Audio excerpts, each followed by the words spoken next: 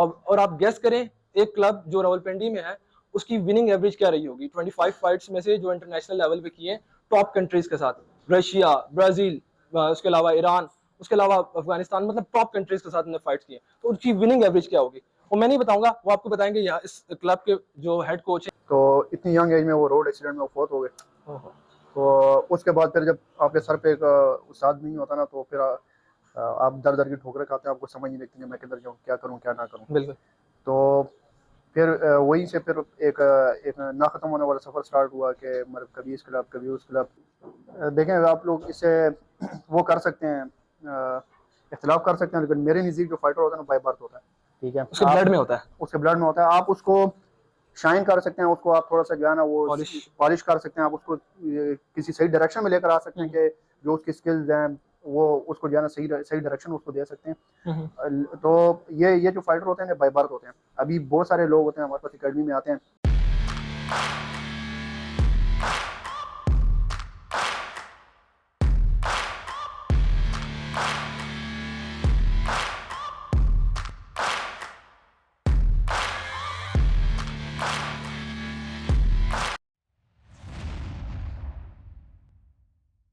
अस्सलाम वालेकुम everyone guys, recently जो इंटरव्यूज हमने कंडक्ट किए थे वो हमारे बॉडी बिल्डर्स के साथ थे, और उसके अलावा हम लोग जितने भी इवेंट्स कवर कर रहे थे बॉडी बिल्डिंग के लिए रिलेटेड ही होते थे। हमारे जो ऑडियंस है वो हमें बार बार मैसेज कर रही थी कि एमएमए के कब इंटरव्यूज कंडक्ट करेंगे, एमएमए कम्युनिटी को आप भूल ही गए तो उनको कब टच करेंगे। तो आज हम आ गए एक ऐसे फेमस क्लब में जहाँ बहुत सा कॉन्टेंट मिलेगा, आपको इतना कॉन्टेंट मिलेगा कि आप लोग खुश हो जाएंगे। तो सबसे पहले मैं जिस इंस्टीट्यूट में भी आया हूँ इसके बारे में मैं आपको खुद नहीं बताऊंगा, मैं आपको थोड़े से फैक्ट्स बताता हूँ, फिर आपको ऑटोमेटिकली पता चल जाएगा कि मैं किस क्लब में बैठा हूँ।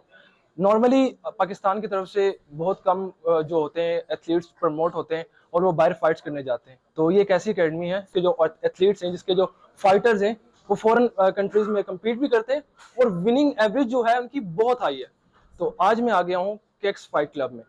केक्स फाइट क्लब एक क्लब नहीं है, ये एक ऐसी ऑर्गेनाइजेशन है जिन्होंने बहुत से टाइटल्स विन किए हैं। सर बिल्कुल मैं सही कह रहा हूँ ना, आप मेरी बातों का अच्छा सर, ऐसा होता है ना कि हमारे एथलीट्स जो होते हैं ना उनके रिकॉर्ड्स होते हैं कि इसने इतनी फाइट विन की है, इसकी एक एवरेज रही है। तो केक्स फाइट का भी एक रिकॉर्ड है, नेशनल लेवल पे हो, एनएफटी हो, आईएफटी हो।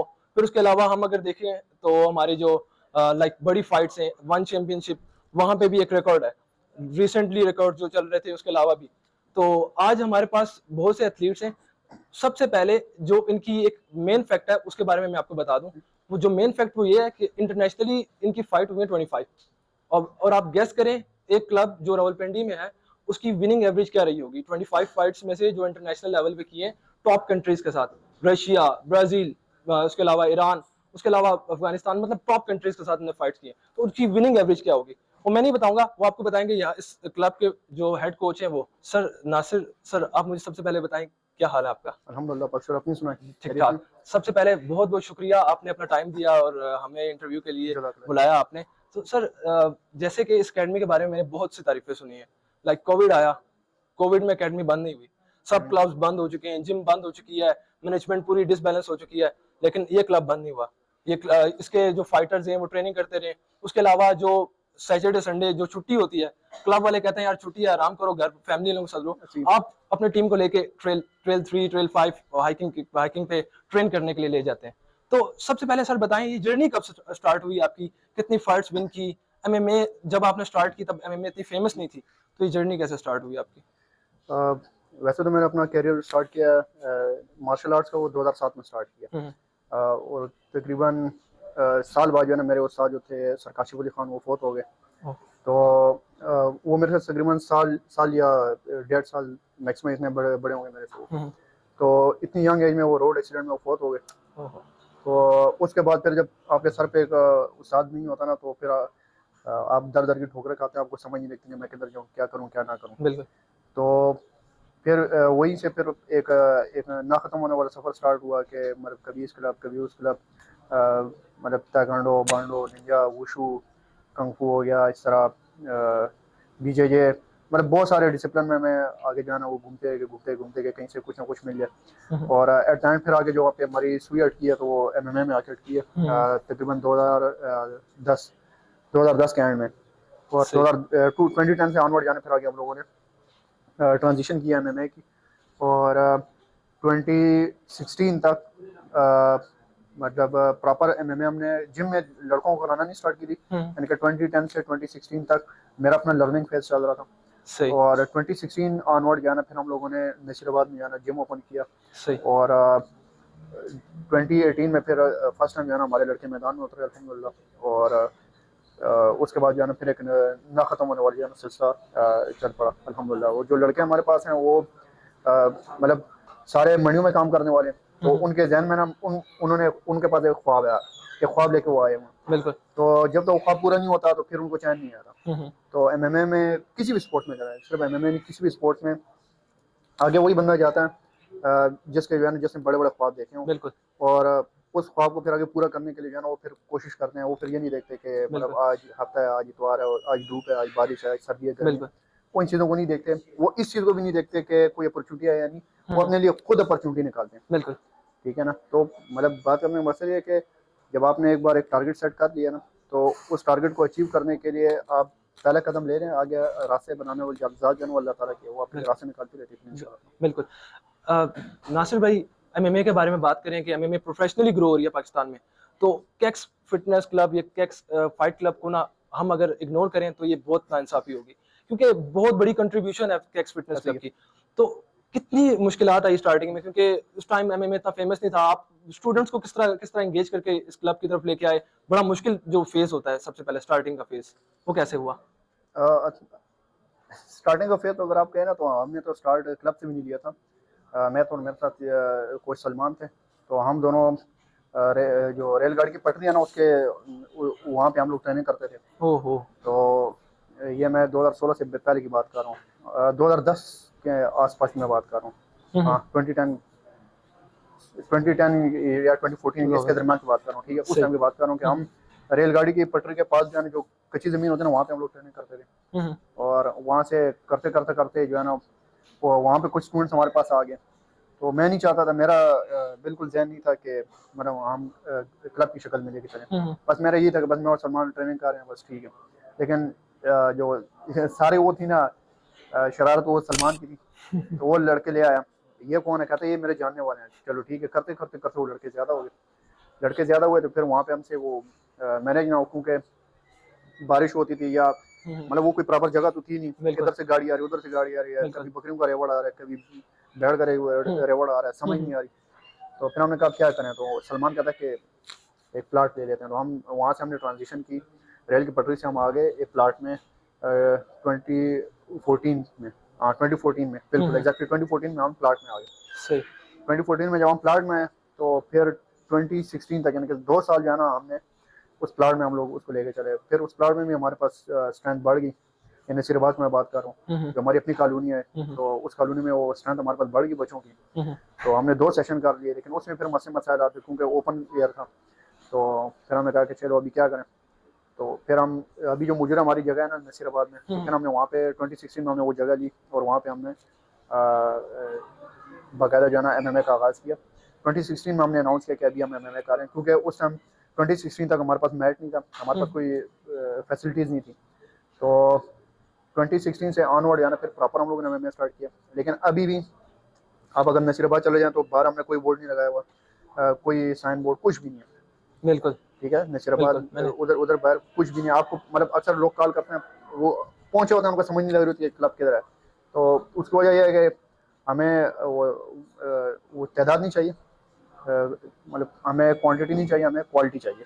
हमें थोड़े बंदे चाहिए लेकिन सुथरे चाहिए, ऐसे बंदे जो मतलब जो कुछ करना चाहते हैं और जिनको जो है ना ये ना हो कि यार मतलब ये हो जाएगा वो हो जाएगा, वो अगर मगर में ना पड़ने वाले, बस पानी में कूद जाने वाले बंदे, हमें वही चाहिए, कर गुजरने वाले। हाँ। अच्छा नासिर भाई, ये जो जर्नी थी इसका रिवॉर्ड कब मिला? फर्स्ट फाइट कब खिलवाई अपने फाइटर को, और कब फर्स्ट फाइट विन करके आए तो तब पता चला यार अब कुछ ना कुछ मिल रहा है, कुछ रिवॉर्ड मिल रहा है?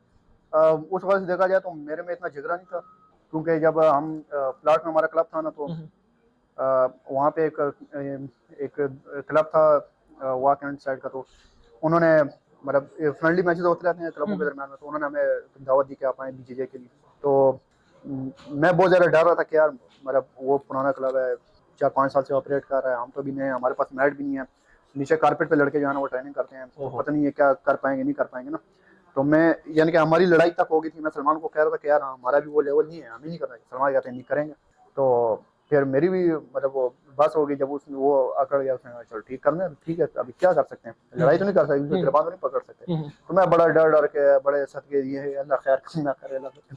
तो वहाँ से एक मतलब बड़ा आखिर तक मैं बड़ा डर रहा था, बड़ा डर रहा था कि यार मतलब क्या हो क्या हो क्या हो। लेकिन जब उधर लड़के गए, लड़कों ने अल्हम्दुलिल्लाह अच्छी परफॉर्मेंस दी, तो बस वहाँ से जो है ना फिर मुझे भी जो है ना बस एक एक बूस्ट मिल गया, एक बूम मिल गया कि यार ठीक है करना है, करना है।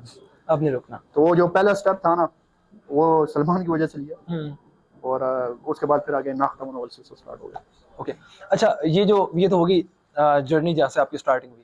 तो नेशनल लेवल पे कितनी फाइट्स की? मेरे हिसाब से तो मैं कहता हूँ इनफाइनाइट ही होंगी, क्योंकि बंदा काउंट नहीं कर सकता नेशनल लेवल पे कितनी कंट्रीब्यूशन आपने की। कितनी फाइट्स नेशनल लेवल पे थी, फिर उसके बाद इंटरनेशनल लेवल पे कब कम्पीट किया फर्स्ट टाइम?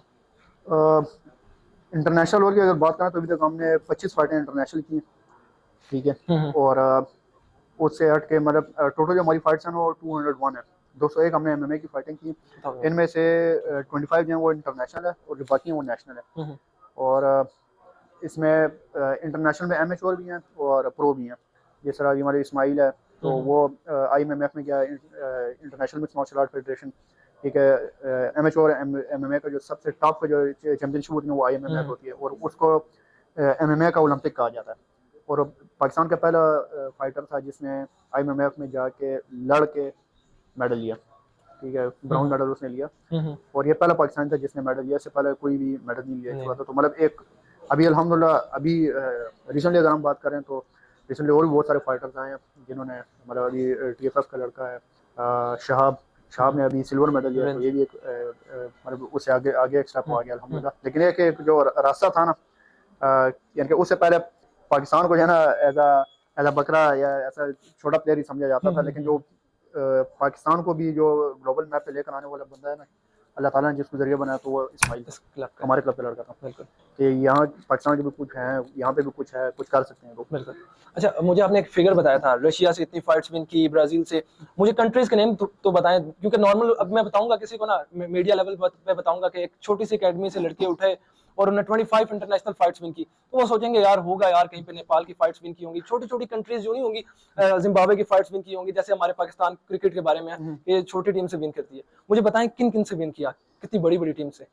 मतलब स्टार्ट हमने लिया था पाकिस्तान वर्सेस अफगानिस्तान से। तो शुरू में जो हमारी फाइट्स हुई वो नेबरिंग कंट्री के साथ हुई, अफगानिस्तान के साथ। उसके बाद फिर इस्माइल या आईएमएफ था, आईएमएफ में उसकी जो फाइट स्टार्ट हुई तो ताजिकिस्तान के साथ वो लड़ा, ताजिकिस्तान से जीता है। इस तरह वो रशिया के साथ उसकी फाइट हुई है, इटली के साथ उसकी फाइट हुई है, यूनान के साथ उसकी फाइट हुई है। फिर बाबर की बात करें तो ईरान के साथ फाइट कर चुका है। अच्छा, इस्माइल की बात करें तो ब्राज़ील के साथ फाइट कर चुका है। हमारा दूसरा लड़का है अयान, ईरान के साथ ताजिकिस्तान के साथ वो लड़ चुका है। अच्छा, इस्माइल जो है ना ब्राज़ील मैंने गिनवा दिया। अच्छा, अज़रबैजान के साथ इस्माइल लड़ चुका है। इसी तरह भी कोरिया के साथ वो लड़ चुका है। लास्ट फाइट उसकी नेपाल के खिलाफ थी। इस तरह हमारा बाबर अली है, उसकी जो लास्ट फाइट थी वो फिलिपाइन के साथ थी। तो मतलब फिर इस तरह मतलब बहुत सारे हमारे फाइटर्स हैं जो बहुत सारी फाइटें हैं। इस तरह भी मैं वो चार्ट सामने लेकर हूँ, फिर मैं आपको बता, लेकिन मेजर मैंने आपको कंट्रीज बता दी। बिल्कुल। अच्छा सर, जब आप जो फाइटर्स हैं इनकी बात की जाए ना, तो उनकी फाइट ऐसी होती है कि लाइक पता चलता है कि यार ये कोई पाकिस्तान से नहीं आए, ये किसी बाहर की कंट्री से हैं, इनको बड़ी स्पॉन्सरशिप मिली हुई है, इनको बड़े मेंटोर्स मिले हुए हैं। और दूसरा उसके अलावा देखा जाए तो फेमस फाइटर जो हैं आपके इस्माइल, वो फाइट कॉल दे रहे हैं इंडिया के फेमस फाइटर जो जिनको इतनी स्पॉन्सरशिप है, मतलब उनकी इतनी ब्रांड्स हैं, नाइकी एडिडास उनके पीछे बैठा होता है कि कब उनको स्पॉन्सरशिप दे। तो कैसे ब्रेनस्टॉर्मिंग करते हैं फाइटर्स की, इतने निडर फाइटर कैसे कैसे बनाते हैं उनको? देखें, आप लोग इसे वो कर सकते हैं, इख्तिलाफ कर सकते हैं, लेकिन मेरे नज़दीक जो फाइटर होता है ना बाय बर्थ होता है, ठीक है, उसके ब्लड में होता है, उसके ब्लड में होता है। आप उसको शाइन कर सकते हैं, उसको आप थोड़ा सा जो है ना वो पॉलिश कर सकते हैं, आप उसको किसी सही डायरेक्शन में लेकर आ सकते हैं कि जो उसकी स्किल्स हैं वो उसको जो है ना सही डायरेक्शन उसको दे सकते हैं। तो ये जो फाइटर होते हैं बाय बर्थ होते हैं। अभी बहुत सारे लोग होते हैं हमारे पास एकेडमी में आते हैं, हबीब की फाइट देख ली, कानर मकरेगर की फाइट देख ली, फलाने की फाइट देख ली, 2 दिन का जोश चढ़ गया, क्लब में आए, तो पहले दिन उनको देख के मैं पता लग गया था कि कितने दिन के लिए आया। तो मतलब ये कितने दिन बाद इसने भाग जाना, ठीक है। तो वो पता लग जाता है। तो ये जो फाइटर्स होते हैं ना, ये बाय बर्थ होते हैं। हाँ, इसमें इंटरनेशनल लेवल पे मतलब बगैर स्पॉन्सर्स के, बगैर उस लेवल की कोचिंग के अगर ये लोग कम्पीट कर रहे हैं, तो उसमें मैं ये कहूँगा कि अल्लाह ताला की मदद है हमारे साथ। अल्लाह ताला की मदद ना होती तो मतलब मैं अगर बात करूँ, मैं अगर अपनी काबिलियत की बात करूँ, तो मैं कोई ऐसा नहीं हूँ कि मैंने कोई ADCC का मैं गोल्ड मेडलिस्ट हूँ जो रेसलिंग का है, या BJJ का मैं कोई ब्लैक बेल्ट हूँ, या मैं बॉक्सिंग में मैंने जो है ना वो कोई WBC के मैंने टाइटल लिए हैं।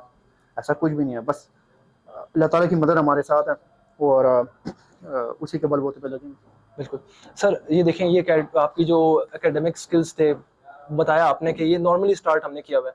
अगर हम लोग प्रोफेशनली अगर आगे चलते, हमें गवर्नमेंट सपोर्ट करती, तो हम लोग बहुत से फाइट्स और भी विन कर सकते थे। UFC वगैरह वो आपके लिए नॉर्मल था। तो कहाँ तक अपने फाइटर्स को लेके जाने का माइंड है? ड्रीम क्या है, कहाँ तक लेके जाना है इनको? ड्रीम तो यही है कि मतलब अपनी वेट कैटेगरी में किसी को भी अपने से आगे नहीं छोड़ना, इंशाल्लाह ताला। ड्रीम तो यही है। मतलब UFC, बेलाटोर, वन, ठीक है, ये जितने भी बड़े बड़े स्टेजेस हैं MMA के, तो यहाँ पे जाना है, और यहाँ पे जाके जाना है अपने जो वेट डिवीजन है, जो भी हमारा लड़का उसमें कम्पीट करेगा, तो उसको हमने जाना डोमिनेट करना पूरा, कि किसी और को आगे नहीं आने देना। ये हमारा टारगेट है इंशाल्लाह ताला। अच्छा सर, फ्लॉगिंग सीरीज आपने स्टार्ट की थी, उस टाइम स्टार्ट किया जब कोई एक प्लेटफॉर्म नहीं था एमएमए फाइटर्स को। एमएमए फाइटर्स नॉर्मल अपनी ट्रेनिंग करते थे, उनको प्रमोट नहीं किया जाता था, उनको मेडल्स नहीं मिलते थे, सर्टिफिकेट्स नहीं मिलते थे। तो ये फ्लॉगिंग सीरीज का कहाँ से माइंड बना? फ्लॉगर सीरीज 2018 में आखिरी जो फाइटिंग लैंस का आखिरी इवेंट हुआ था पाकिस्तान में, मेरे ख्याल से 2016 में हुआ था। 2016 के बाद में ना साल 2 साल का गैप आया, बीच में कोई एक दो का इवेंट हुआ है, लेकिन वो भी कोई उस लेवल का इवेंट नहीं था। मतलब जिस तरह भी मिसाल मैं दे रहा हूँ कि क्रिकेट का मैच हो रहा है, एक क्रिकेट का मैच हुआ जो बस नॉर्मल क्रिकेट का मैच हुआ, दो टीमें खेली और एक जीत गई, एक हार गई। लेकिन एक क्रिकेट का मैच हुआ है जो कि प्रॉपर ICC की वेबसाइट पे रिकॉर्ड गया है, अच्छा ये जीता, ये हारा, ये वो है, इसने इतने स्कोर, मतलब एक प्रॉपर एक्नॉलेजमेंट हुई है। उस टाइप का कोई चीज़ नहीं हो रही थी। बिल्कुल। तो वो फाइटिंग लैंस लास्ट था, और उसके बाद से ये सारा सिलसिला ख़त्म हो चुका था। तो हमें एक हमारे क्लब का एक स्पॉन्सर था, आलू माचो इजिक्वल के नाम से एक बंदा था। तो वो कनेक्ट हुआ हमारे एक लड़के अयान के साथ। तो अयान को उसने कहा कि यार आपके क्लब के लड़कों के मैं फाइट वो ट्रेनिंग की वीडियोज़ में देखता रहता हूँ, तो आप कम्पीट क्यों नहीं करते? तो उसने फिर मेरे से थ्रू किया। फिर मैंने उसके साथ बात की कि यार मतलब हमारे पास इधर कोई प्रमोशन आई नहीं। तो उसने कहा कि अगर हम स्टार्ट करें, तो मैंने कहा कैसे स्टार्ट करेंगे? मतलब जहन में था ही नहीं, जहन में ये चीज़ थी नहीं कि मतलब कि हम भी कोई MMA की प्रमोशन स्टार्ट करेंगे। लेकिन अल्लाह ताला वो सबब बनाता है, अल्लाह ताला रास्ते निकालता है। तो उन्होंने जो है ना, उन्होंने हमें कहा कि यार रफ एस्टिमेट बताओ कि कितने में केज बनेगा। तो उस वक्त गालिबन मैंने जो रफ एस्टिमेट दिया तो 5 लाख था। मैंने कहा 5 लाख में केज बनेगा, 2018 की बात है। तो उन्होंने वो पैसे हमें सेंड किए, हमने केज पे काम स्टार्ट किया, केज बनाना शुरू किया। तो केज में 3 से 4 महीना मिलेगा केज बनाने में, क्योंकि यहाँ पे पाकिस्तानी वेल्डर को तो नहीं पता कि केज किस तरह बनता है। तो मतलब सुबह 8 से 4 ड्यूटी होती थी, 4 बजे मैं वेल्डर के पास आता था, और रात 11-12 बजे तक उससे मैं टच लगा रहा होता था, इधर ये कर दे, वो कर दो। तो अल्लाह खैर से वो सारा केज बन गया हमारा। आखिर में जो है ना, उसमें फिनिशिंग में कुछ पैसे रह गए थे, हमें तकरीबन 60,000 की मजीद ज़रूरत थी। तो वो जो इजिक्वल था उसने कहा यार मेरे पास तो और पैसे नहीं है, और इवेंट सर पे आ गया था, एक हफ्ता रह गया। मैं टेंशन में पड़ गया, तो अल्लाह से मदद मांगी। अल्लाह ने किया क्या, ऑफिस की तरफ से मुझे 60,000 का बोनस मिल गया। अल्लाह शुक्र है, काम हो गया, ठीक है। वो पैसे सारे रख केज में लगा दिए, और बस केज हमारा बन गया। और वहाँ से बस एक प्रमोशन हमारी स्टार्ट हुई। अगर सीरीज 1, 2, 3 करते करते करते फिर हम लोग जो है ना 8 बड़े हमने इवेंट कराए हैं, और 13 छोटे इवेंट कराए हैं। मतलब इस वक्त जो आपको पाकिस्तान में MMA के जो अच्छे अच्छे नाम आपको नज़र आ रहे हैं ना, ये सारे अल्हम्दुलिल्लाह फ्लॉगर सीरीज से निकले हुए हैं। इस्माइल, बाबर, अयान, अब्दुल मनान, मुएब, मतुल्ला, ये सिर्फ इस क्लब के लड़के हैं। अगर और क्लबों की बात करूँ ना, तो वो सारे भी जो है ना इसी प्लेटफॉर्म से वो लोग निकले। बिल्कुल, नो डाउट। अच्छा सर, ये तो हो गई आपकी सीरीज़ की बात। तो कभी सर ऐसा नहीं लगा कि विदाउट स्पॉन्सरशिप इतना कुछ कर लिया है पाकिस्तान के लिए, बस ठीक है यार, अब बस इनफ है, अब बस अपने फैमिली को टाइम दें, थोड़ा-सा MMA से हट जाऊँ? क्योंकि देखें ना, कोई प्रमोशन नहीं है, पाकिस्तान में कोई प्रमोशन नहीं है। कभी डिसहार्ट नहीं हुए इस चीज़ से? डिसाइड वो होगा जो पैसे के लिए लगा हुआ है, बात तो है। ठीक है। जो पैसे के लिए लगा होगा, जिसके दिल में लालच होगी, तो वो जब देखेगा कि अच्छा 1 साल, 2 साल, 3 साल, 5 साल, 6 साल वो थक हार जाएगा, बोलेगा यार क्या जरूरत है, मैं पैसे के लिए कर ही नहीं रहा, तो मुझे किस चीज़ की टेंशन है। बिल्कुल मेरा यकीन अल्लाह पे है, अल्लाह ताला मुझे दे रहा है, अल्लाह बिल्कुल ताला बगैर स्पॉन्सर के हमें इस लेवल के ऊपर लेकर आया, बिल्कुल आगे भी लेके जा सकते हैं। मुझे क्या जरूरत है किसी के आगे हाथ फैलाने की। बिल्कुल इंशाल्लाह इंशाल्लाह बड़े लेवल पे आप आएंगे। सर इंशाल्लाह। सर माइंडसेट क्या है, फाइटर को किस तरह ट्रेन करते हैं, मतलब एक स्टार्टिंग में फाइटर आया तो स्टार्टिंग कैसे उसकी करते हैं, क्या क्या उसको बताते हैं कि क्या चीज़ें करो, और मुझे एक मेन चीज़ बताएं कि स्टूडेंट भी कर सकता है एमएमए, लाइक समझा जाता है यार बड़ी टफ गेम है, 3 आवर्स की ट्रेनिंग है इसकी, तो स्टडीज से थोड़ा साइड पे आना पड़ेगा, तो स्टूडेंट भी अपना शो कर सकता है एमएमए। देखें, आपको मैं अगर बड़े बड़े नाम एमएमए के गिनाऊं ना इस टाइम, उलूमी करीम को देख लें। हम्म उलूमी करीम एक बड़ा नाम है एमएमए का, ठीक है, पाकिस्तान में। उसने बीएस कंप्यूटर साइंस किया हुआ है। अच्छा, से फिर अगर आप अहमद मुशवा की देखें, बड़ा नाम हम्म है एमएमए में, ठीक है। सही पाकिस्तानी फाइटर में इस टाइम जो टॉप का नाम है वो अहमद मुशवा के, मतलब बहुत नाम कमाया माशाल्लाह उसने, तो वो बीएस कंप्यूटर साइंस में किया हुआ है।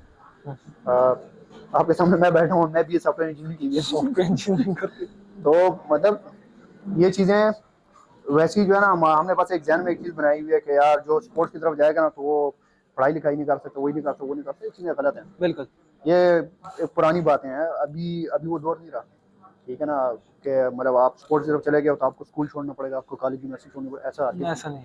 मैं यूनिवर्सिटी में था, जब मैं यूनिवर्सिटी में था और हमारी यूनिवर्सिटी की पॉलिसी कि आप यूनिवर्सिटी के लिए किसी भी गेम में मेडल ले आओ, आपको पूरे साल का जो फीस है वो माफ़ हो जाएगी।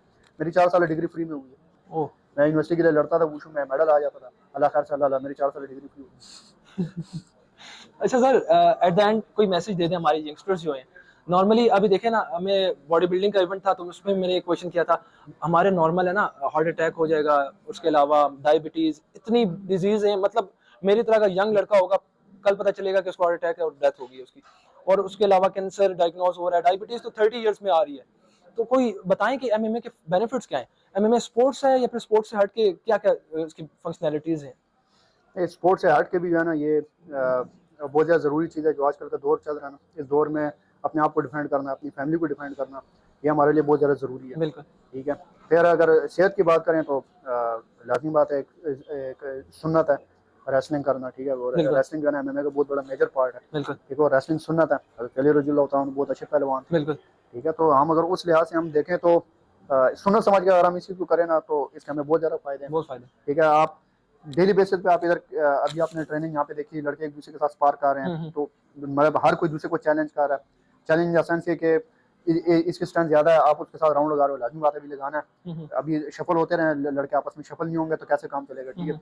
तो कभी आपके सामने कमज़ोर आएगा, कभी आपके सामने जो है ना आपसे ताकतवर आएगा, उस ताकतवर को कैसे जो है ना हैंडल करना है। तो आपकी जो मेंटल जो है ना वो जो जो स्ट्रेंथ है ना उसमें जो है ना वो मजीद जो है ना बढ़ोती आ रही। अच्छा यार, मतलब आप रियल लाइफ में जाना फिर चैलेंजेस को फेस करना आपके लिए आसान हो जाता है, क्योंकि यहाँ पे भी ये भी एक चैलेंज है, 5 मिनट के लिए सर्वाइव करने का। ऐसा लड़का जो प्रो है, मिसाल अभी आपके सामने था इस्माइल बाबर, ये दोनों राउंड लगा रहे थे। अभी इस टाइम ये 2 प्रो थे, नज़ीर भी प्रो था, 3 हो गए इस टाइम। हाँ, इस टाइम 3 लड़के प्रो थे, बाकी सारे एमेच्योर थे। तो ये इन 3 का लेवल उनसे ज्यादा था। अभी वो सारे इनके साथ राउंड लगा रहे हैं, वो इस्माइल के साथ भी राउंड लगा रहा है, बाबर के साथ भी राउंड लगा रहा है। अभी पता है कि ये इन्होंने मुझे मारना है, पता है कि इन्होंने मुझे मारना है, फिर भी उनके साथ वो राउंड लगा रहे हैं। तो क्यों अपने आप को चैलेंज करें, अपनी लिमिट्स को पुश करें। तो ये चीज़ होती है, ये चीज़ आपको फिर रियल लाइफ में काम आती है। बिल्कुल कि आपके सामने जब कोई चैलेंज आता है, कोई अल्लाह ना करे ज़िंदगी में आपको किसी ऐसे मोड़ पे जाना, आपको कोई टफ हालात आते हैं ना, उस साथ लड़ना आपके लिए आसान हो जाता है। बिल्कुल sir, thank you so much, आपने अपना कीमती टाइम में से हमें थोड़ा टाइम दिया और नहीं। हमारे लिए इंटरव्यू के लिए अवेलेबिलिटी अपनी शो की। बाकी इंशाल्लाह फ्यूचर में आपके जो स्टूडेंट्स हैं और फाइट्स विन करें और दोबारा हम इस क्लब आएँ और दोबारा उनकी इंटरव्यूज वगैरह कवर करें, ईच एंड एवरीथिंग करें। Thank you so much. जज़ाकल्लाह।